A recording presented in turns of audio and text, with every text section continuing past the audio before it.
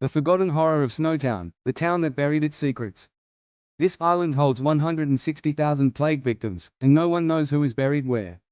Its shores are silent, yet the echoes of forgotten lives linger in the mist. What really happened here, and why has history buried it so deeply? They called it the town that couldn't escape its own name. A quiet place in South Australia, isolated, ordinary, and yet forever marked by a crime so disturbing that even decades later, people refuse to speak of it. This isn't just a story about murder. It's a story about fear, control, and how evil can hide in plain sight. Because sometimes, the darkest horrors don't come from monsters, they come from people who believe they're doing good. Scene 1: The Forgotten Town. Snowtown, a small, dusty town about 2 hours north of Adelaide. A population of barely a few hundred. Once, it was a close-knit community, people who left their doors unlocked, who trusted their neighbors. But by the late 1990s, the town was fading. Factories closed, unemployment rose, hope quietly disappeared. To outsiders, Snowtown was just another forgotten dot on the map.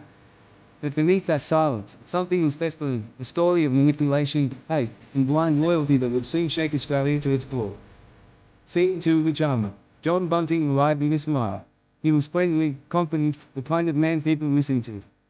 He called himself a protector, a man who stood up against pedophiles, abusers, and those he believed were a threat to society. He talked about justice, about cleansing the world of evil.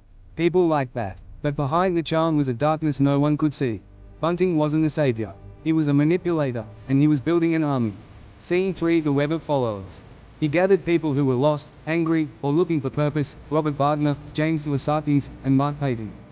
Ordinary men with ordinary lives, who slowly became tools in this twisted crusade. They began watching, whispering, and hunting those they labeled as unworthy. The line between right and wrong blurred. What started as judgment turned into death. Each killing wasn't just violence, it was ritual, control, proof that they could play God. Scene 4: The Vanishing. Then, people began disappearing. Friends, neighbors, even family members, gone without explanation. When asked, Bunting and his group always had an answer, they moved away. They ran off with money. They didn't want to be found. And because many victims lived on welfare, their disappearance didn't raise alarms. Their payments kept coming, their identities stolen.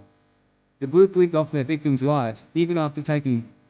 Scene 5: The Barrels. May 20, 1999. Police entered an abandoned bank in Snowtown, following a missing person's leg. Inside the vault, they found 6 sealed barrels.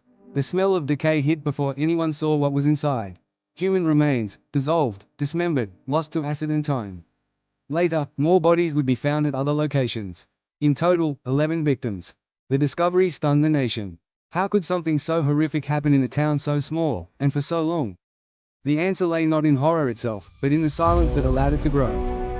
Scene 6: The Trial and the Truth. John Bunting and his accomplices were arrested and charged. What followed was one of the longest and most disturbing trials in Australian history. Evidence revealed recordings, victims tortured while their killers laughed. The group called their victims filth. They believed they were cleansing society, one life at a time. But beneath their talk of justice was something far darker, a hunger for control, and the thrill of playing judge, jury, and executioner. In 2003, Bunting and Robert Wagner were sentenced to life without parole. Lasakis turned witness and received a reduced sentence. Mark Payton was convicted as an accessory. The case closed, but the scars remain. Scene 7: The Town That Tried to Forget. Snowtown tried to move on. Locals repainted the sign, reopened the old diner, and tried to erase the name that had become a curse. But every few years, journalists returned. Curious travelers stopped for photos outside the old bank. And each time, the town is forced to relive its darkest chapter. Portland, Snowtown isn't just a place, it's a room that never fully healed. Scene 8: The Unanswered Questions. Why did so many people follow one man into madness? How did fear and hate go so strong, it made murder seem like justice? And could it happen again, in another Snowtown, another forgotten place? Snowtown reminds us of the chilling truth: evil doesn't always hide in shadows. Sometimes, it smiles. Sometimes, it believes it's right. And sometimes, the most